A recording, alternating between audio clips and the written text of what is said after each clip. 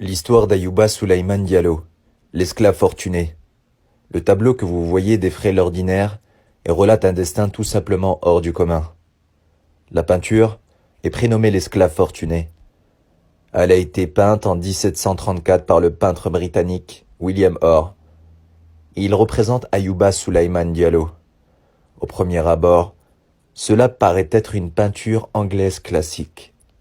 Mais sa particularité est que parmi toutes les personnalités célèbres peintes au XVIIIe siècle, il s'agit là de la première fois que le personnage mis en valeur est noir.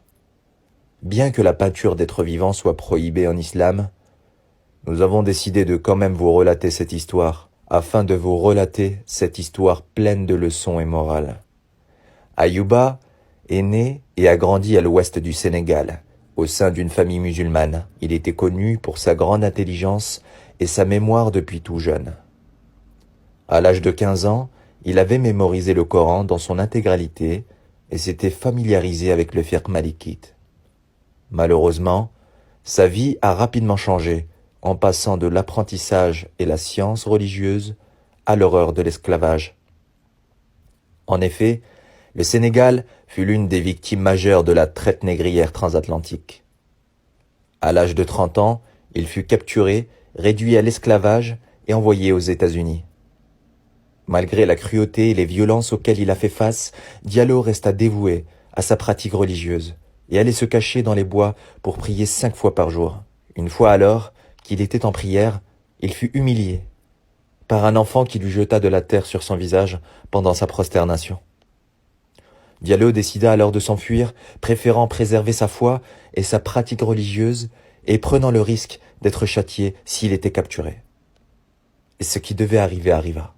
Il fut capturé, puis jeté dans un cachot afin de le punir de son évasion. Depuis sa prison, Diallo décida d'écrire une lettre à son père encore en Afrique, dans laquelle il lui racontait tous les tourments qu'il vivait. Il envoya cette lettre au péril de sa vie, plaçant son espoir en Allah, puis en cette dernière de lui permettre d'abroger ses souffrances. Encore une fois, ce qui devait arriver arriva. Sa lettre fut interceptée par James Edward Oglethorpe, le directeur de la Royal African Company et le fondateur de l'American Company of Georgia. Sauf que cette fois-ci, en la lisant, Oglethorpe fut littéralement touché par le récit présenté dans la lettre, au point où il décida non pas de dénoncer Ayouba, mais de l'acheter pour lui trouver un moyen de le libérer. Allahu Akbar. Allah est certes le plus grand. Ayouba devait subir une nouvelle punition, mais Allah en avait décidé autrement pour Ayouba. Oglethorpe s'arrangea donc pour libérer Diallo et l'envoya en Angleterre pour fuir de ses tourments. À son arrivée, en 1733, il fut accueilli comme un homme libre parmi les Anglais et put jouir à nouveau de sa vie, n'oubliant pas ses principes religieux et la foi qui lui permit de tenir jusque-là. De par son éloquence et sa grande intelligence, Ayouba créa un cercle d'amis auprès de l'élite du pays et avait l'habitude de souvent débattre de religion avec les évêques et prêtres anglicans, dans le but de leur montrer la lumière de l'islam. À un temps connu pour son racisme extrême, les gens étaient impressionnés par son intelligence, sa croyance monothéiste et sa piété. Et comment ne pouvait-il pas être aimé par les gens autour de lui alors qu'il avait appris par cœur la parole d'Allah et la mettait en pratique dans ses faits et gestes quotidiens? C'est donc comme ça que Diallo fut approché par le peintre William Orr, pour peindre ce qui est devenu un portrait célèbre et perpétuel. Ce qui rend ce portrait spécial n'est pas seulement la présence d'un homme noir, mais la manière dont il a été représenté. Quand les Africains étaient représentés au XVIIIe siècle, ils étaient quasiment toujours dessinés de manière raciste. Les traits de leur visage étaient fortement exagérés afin de se moquer d'eux et n'étaient jamais l'objet valorisant de la peinture. Habituellement, en fond de paysage, ils paraissaient comme étant effrayants et avec des visages inhumains. Arrêtons-nous à présent quelques instants sur le tableau d'Ayouba. Ce portrait fut le premier à représenter un Africain musulman et ancien esclave. Il n'était pas seulement représenté comme étant humain, mais comme un noble avec une posture et une direction frontale, le rendant plus sympathique. Son expression faciale est aimable, au lieu d'être diabolique ou déformée.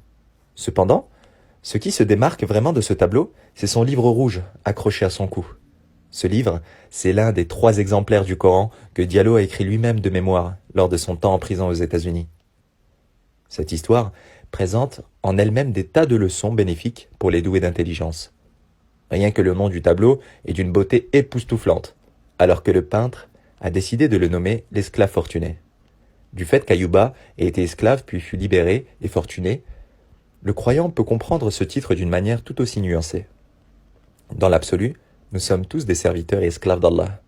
Et ce qui nous distingue les uns des autres, c'est notre foi et nos actes que nous vouons à Allah. Ainsi, ce portrait est bel et bien celui d'un des esclaves parmi les esclaves d'Allah, qui lui par contre est fortuné de par le Coran qu'il porte dans sa poitrine et autour de son cou.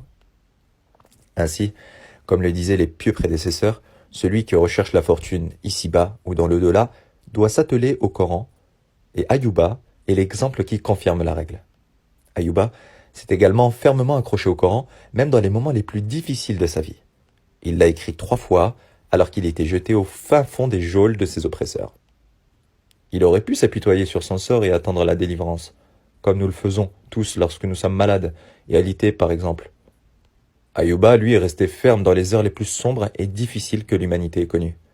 Ainsi, la prochaine fois que nous serons pris d'une épreuve ou d'une maladie, souvenons-nous de l'exemple d'Ayouba pour évoquer Allah dans ces moments-là. Ayouba ne cessa également jamais de s'accrocher à sa prière, même en qualité d'esclave dépouillé de ses droits les plus élémentaires. Il partait se cacher au fin fond des bois afin de vénérer un culte exclusif au Créateur des cieux et de la terre. Un bel exemple pour ceux qui délaissent ou retardent leur prière en prétextant être au travail ou en études. Celui qui veut quelque chose, plus que tout, finira par trouver un moyen d'arriver à ses fins. La prière demeure pour chacun de nous l'acte de dévotion qui donne un sens à notre vie. Délaisser la prière ou ne pas l'effectuer à son heure revient à ne pas effectuer la mission première pour laquelle nous avons été créés. L'essence même de notre vie, c'est la prière. Partout, nous devons la faire, sur terre, dans les airs ou sur la mer. Ayouba fut également aimé de tous en Angleterre. Et comment ne le serait-il pas alors que le hadith Qudsi nous indique que lorsqu'Allah aime un serviteur, son amour finit par se déverser sur ses créatures. Les savants disent également que le Coran est une guidée et lumière qui élève tout ce qui s'y rapproche. Il a été révélé durant le mois de Ramadan, et ce mois devint le meilleur mois de l'année. Il fut révélé à la Mecque, et cette terre devint la meilleure des contrées. Il fut révélé sur Mohammed, et il devint le meilleur des hommes. Ainsi, en s'accrochant au Coran, tout fils d'Adam verra sa vie s'améliorer et sa condition devenir bien meilleure. Dans le hadith authentique, il est rapporté que le jour dernier, il sera dit au récitateur du Coran, « Lis. Lis comme tu lisais sur terre, et élève-toi au paradis au travers de ta lecture, et certes ta demeure dans les jardins d'Éden sera au dernier verset que tu as récité. » Nous demandons à Allah d'accepter Ayouba dans sa vaste miséricorde, et nous accorder à tous l'amour du Coran, de son apprentissage, sa lecture, sa méditation et sa mise en pratique.